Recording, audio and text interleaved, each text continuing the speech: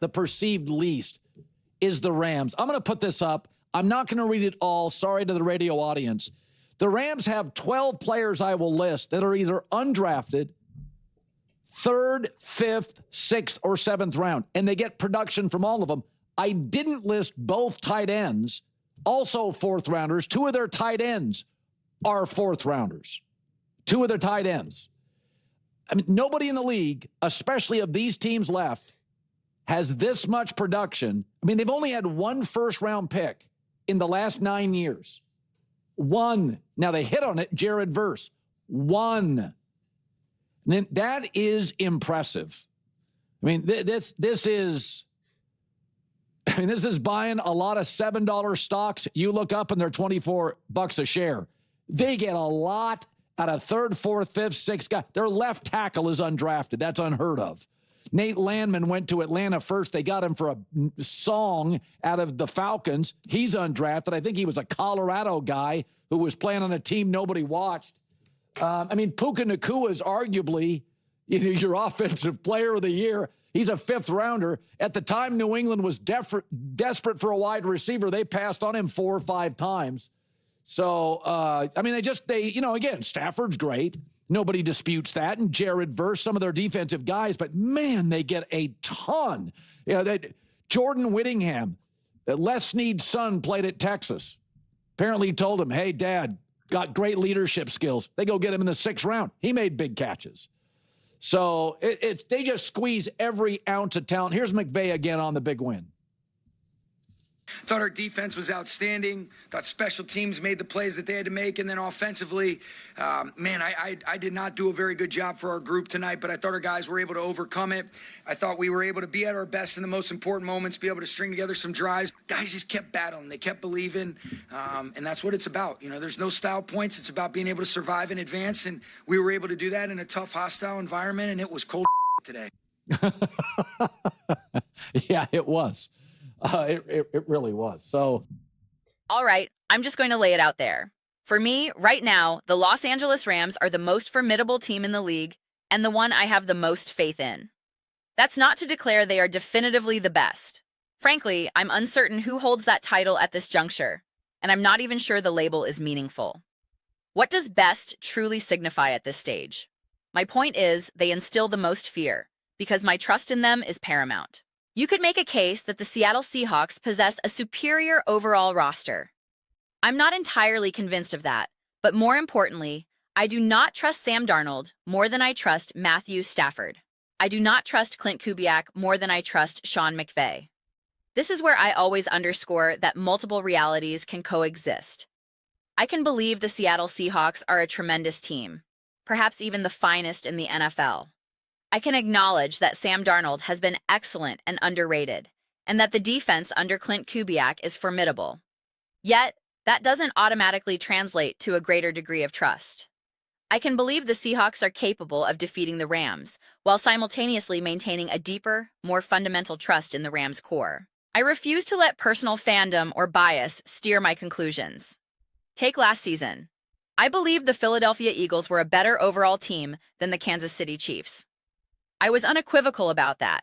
However, I absolutely, positively, and undeniably trusted the Chiefs more than the Eagles. I made no secret of it. It was a straightforward assessment. Are you kidding me? I'm trusting Steve Spagnuolo, Patrick Mahomes, and Andy Reid every single day over Jalen Hurts, Nick Sirianni, and that setup. It was that simple. That's precisely where I stand with the Rams. It's a matter of, are you serious? Look at this group. That's why I've reiterated it endlessly. Puka Nacua, Cooper Kupp, Matthew Stafford, Sean McVay. For me, when you have that level of trust, it renders a team more perilous than simply having a great roster or impressive stats. I've been live streaming these games, and someone remarked, "What's going on with the Rams? A month ago, they looked unstoppable. Now they seem just okay." The reality is, they remain incredibly dangerous precisely because they are so trustworthy. They demonstrated this in their latest contest. People can critique McVay's play calling in certain situations. Matthew Stafford clearly did not have his sharpest performance. But when the moment zoomed in on the critical plays, they delivered. Stafford made the necessary throw. His receivers secured the catch. McVay dialed up the correct play at the pivotal time. The defense produced the crucial stop, and they walked away with the victory. Let's pursue this line of thought, even if it agitates some viewers. So be it. The Rams were clearly not at their peak. Stafford fumbled, made several uncharacteristic bad throws. Even the commentator noted he'd never seen Stafford miss that many passes. And yet, in the most important moments, they surmounted all of it, particularly when everything condensed into overtime pressure. Now, contrast this with a team like the Buffalo Bills. Josh Allen was also not at his best, yet he positioned them to win the game. However, his supporting cast failed. Players dropped passes, lost fumbles, or the play calling resulted in a low-percentage 50-50 ball to a 32-year-old receiver he's barely played with. That's poor execution and questionable decisions. They failed to execute in the clutch. The Rams, in their comparable moment, did execute. Cooper Kupp came down with a spectacular catch on a perfect throw. Sean McVay used a timeout, got the exact play he wanted, and generated a wide-open Puka Nacua for a massive first down. He saw something he didn't like with the personnel on, say, a 2nd and 7, and called another timeout.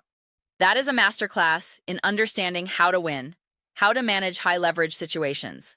So, even in a game the Rams could have, and perhaps should have, lost, and even if you attribute the final defensive stop to a poor throw by the opponent or a bad play call, it doesn't change the outcome. An unbelievable interception was made. It was the defensive play of the playoffs thus far. They made the plays when it mattered most, despite not being at their best. They simply were not. As Sean McVay himself admitted, he wasn't even at his coaching best that day. Whether you agree is irrelevant. The point stands, it was not their finest outing, but when everything was on the line, they got it done.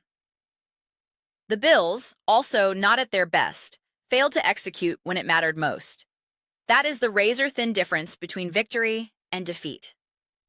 I simply trust the Rams to conjure those moments and deliver when it matters most, more than any other team, more than the Broncos, more than the Patriots, more than the Seahawks. There's another telling moment. With 13 seconds left, it was profoundly intelligent for Sean McVay to take a knee. I initially thought, you have 2 timeouts, let it fly. That thought stemmed from my trust in Matthew Stafford in that exact scenario. If there's one quarterback in the NFL right now who can unleash a 50-yard dime to set up a game-winning field goal with no time left, it's Stafford. Ironically, this exact scenario was the topic of a conversation I hosted just last Saturday, debating whether you'd rather have Caleb Williams or Matthew Stafford for a final drive. I argued it depends. Are we talking 13 seconds? Are we talking 2 minutes? I specifically stated that if you have about 15 seconds and maybe 1 timeout, I'm taking Stafford every time. For one single play to win it all, you might consider Caleb. And in this very game, we saw both quarterbacks in those precise scenarios, which was surreal to witness. Watching this game, especially knowing the outcome, you can clearly see the Rams were not at their sharpest. Yet, when the situation demanded peak performance from both offense and defense in the clutch, they reached it. I believe that capability will always be on the table for the Rams in a way that isn't necessarily guaranteed for other contenders. Therefore, that trust translates into them being, in my view, the most frightening team in the tournament. It's utterly fascinating. I cannot wait to see what the Seahawks-Rams NFC Championship game looks like. I know we all have predictions, especially since these teams have faced each other twice already. But a third game? For a conference title? Part of me wants to use those previous matchups as a guide. Another part feels like all prior data might be rendered irrelevant. I'm not sure it matters at all. Perhaps it all gets discarded when the stakes are this monumental. We'll delve deeper into that matchup as it approaches.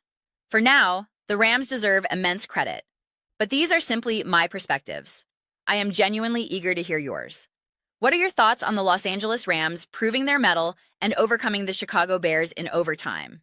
Share your opinions in the comment section below. I read every single comment. Whether you agree with me or passionately disagree, let's get some discussions going. Let's have some spirited debates, but ultimately, let's enjoy the dialogue. Please consider subscribing.